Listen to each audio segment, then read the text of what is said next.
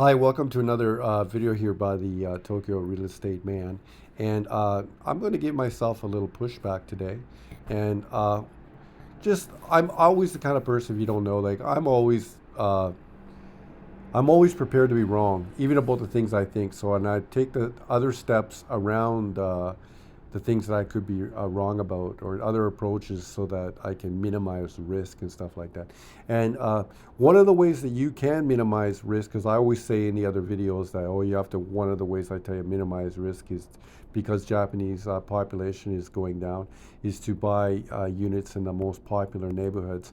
However, another sort of way you can get rid of risk or lessen risk or de-risk, if that is a word, is by paying attention to Japanese popular design. And this one particular page here, 8 Design, they do a really good job. Sometimes their stuff gets a little bit on my nerves because it goes a little bit over the top, but they do a lot of the things that they do is very similar to how I do things. What happens in Tokyo apartment design, for example, most of the buildings are concrete, and you see what they do here is they get rid of the walls and they go straight to the concrete. Now that it's just a very popular look in Tokyo, and you also save space. So you see them doing it here, and you can see it being done here as well, right there. And I don't know, it's just really popular, approachable design in Tokyo. So this is a really good Instagram to follow for understanding what's popular in Tokyo design. And I always watch it because I'm in the real estate business, and it's my job to. I use a little bit more color than these guys. These guys kind of remind me of like a Mujirushi design, which is lots of like, you see like a grays and woods and blacks and whites. I would tend to use a little bit more color, but there's a lot of things that I do pretty similar to what this company does here. For example, here, this is a kitchen that I made here. I would use more bright colors and stuff like that, but you see that I was using here an antique table, and then I did tile work on the table. And I don't, I'm not trying to say that my quality of work is equivalent to that company 8 Design because they're a bigger company than mine. So, but they do a lot of things that when I see what they do, that is sort of similar to, uh, and they by by going with popular sort of like contemporary Tokyo design, you're going to stay ahead of the market, and you're going to stay, if you do want to sell your unit and everything like that, you're going to be able to have some liquidity. I'm trying to look here at another apartment if I have one here that I put here. Uh, yeah, for example, this is like a before picture of, I have a penthouse in Tokyo. You see what I did here in the kitchen. Pretty similar.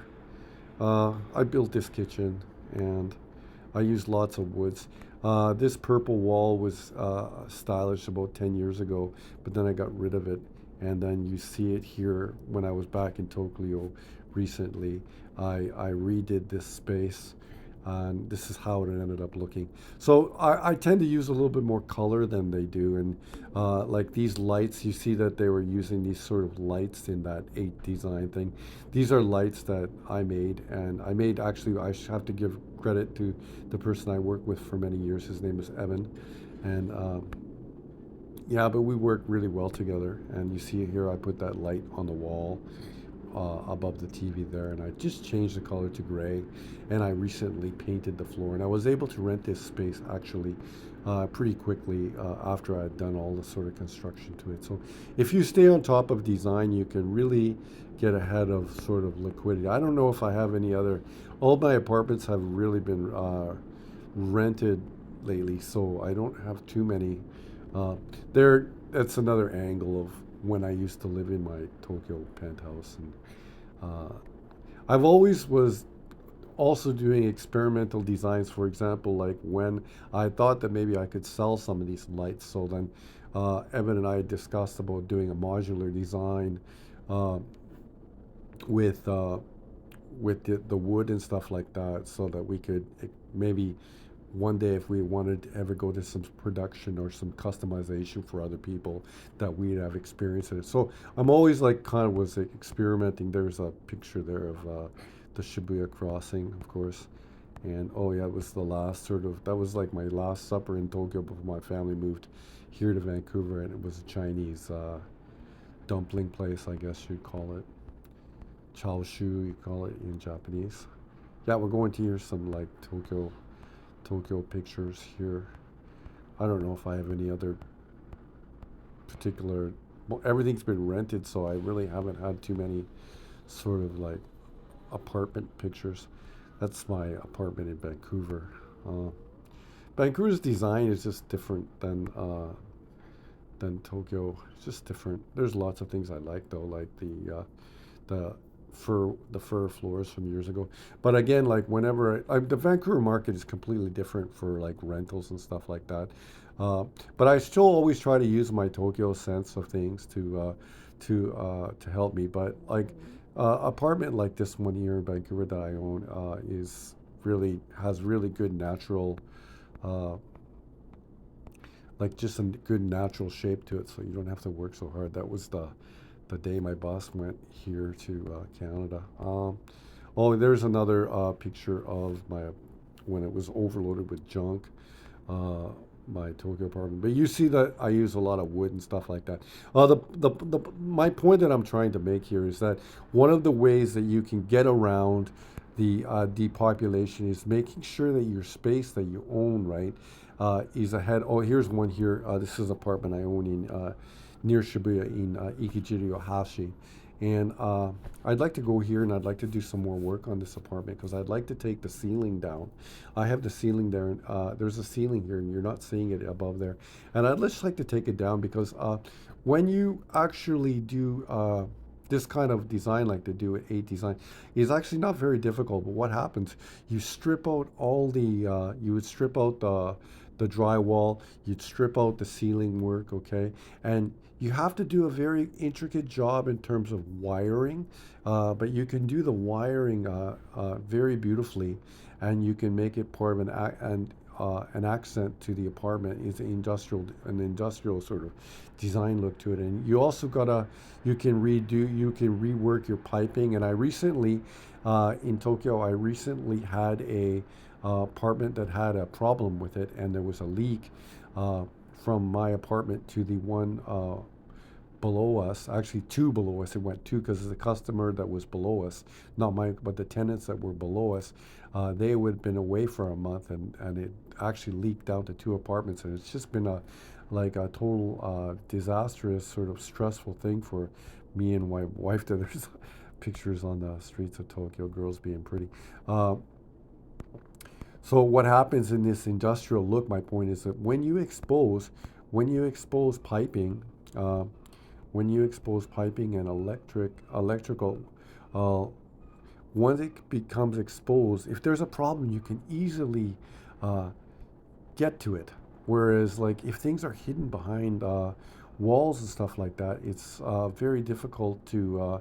In other words, because the pipe was hidden, I couldn't see the problem. But if the pipe is not hidden and it's actually part of the design, if there's a problem, you can immediately deal with it. And that's one of the strengths of the sort of industrial look. The point is, if you can,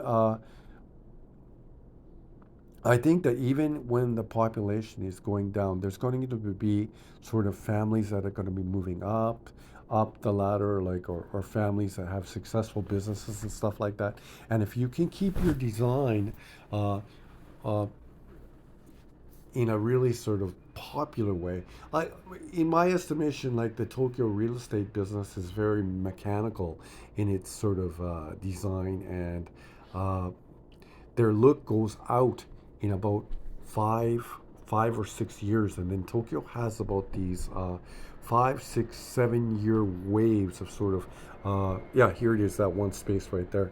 5, 6, 7 year sort of waves of look, and then it becomes old and dated. But this sort of look over my 30 years in Tokyo, I just noticed that this sort of Mujirushi and wooden look like this had been sort of uh, just really popular, and I always wanted to use traditional materials. You see again here in this space, I used like the wood with the lights and stuff like that, and I put wood on the walls. This is the one space where I'd like to take the ceiling down because there is 2 feet of actual space, and it goes up to some concrete above that. So I would like to redo this. I'd like to take this down, and then there's a wall here at another portion of the apartment that I'd like to take down to make the living room bigger. And in the future, I think I'd like to live in this space with my wife.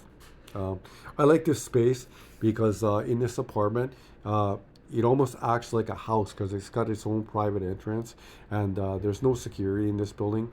One of the things I don't like about present day society is like it's too much security. And if you've been into any of the new buildings in Tokyo, you need your key card to enter the elevator or do anything like that. Whereas this sort of in this space, there's no security, which I really love. So that's a little project I have that I'd like to do going forward. One of the things that I do also is, you see right there on lifted on the wall there. This is not a very good example, right? But this was a little antique. I often will throw a little antique into the space and stuff like that in a modern space to give it a little bit of a fun traditional look as well. I don't know. You can agree with me or disagree with, but if you can get good at design and you can have and you're really good at construction and design, you can really stay ahead of I guess the declining population rates in Japan, and your houses and your apartments. You're going to be able to flip. You're going to be able to rent. So that's my pushback on myself. Okay, so if you did want to buy some place in the countryside and you had the ability to make it nice and approachable to the upper middle Japanese, but you got to keep in mind, they still want to live in the best neighborhoods because they want their kids to go to the best schools. But if you have your apartment, let's say in the best neighborhood in Shizuoka, okay, and its design was done in a very sort of approachable way to contemporary Japanese design, then you're always going to do well. Look at my friend Evan, who did the beautiful stained glass here with that door we made there. Just incredible. Yeah, so like you stay ahead of things by just being in, like, connecting yourself to like traditional materials. And when you go anywhere in the world, you can see, when I go here to the church in Vancouver, I always say to my daughter, if the church wasn't beautiful, if they didn't play beautiful music, no one would go. But the church is beautiful, and they use these beautiful like stained glass windows designs, or like these beautiful wooden pews to sit in. So it's very attractive. And even when you go there, we went at Christmas time, there's this beautiful frankincense in the air. They're using all these attractive sort of things to draw the people into the audience so that they can play, well, you could say play their mindfuck, or you could say their education or re-education, or like indoctrination, or depending, or like education, depending on your like degree. Like, but throughout history, like these sort of like, I think, human natural materials, connection to the earth, and is always used in building design. And if you can slope it in your way for your investments, I think it'll really work out. And that's the pushback I'd give to myself. In the best neighborhood with really intelligent design in step with what Japanese culture likes, and you'll stay ahead of it for sure. Okay, another video here from the Tokyo Real Estate Man, talking design today. Happy to talk about it.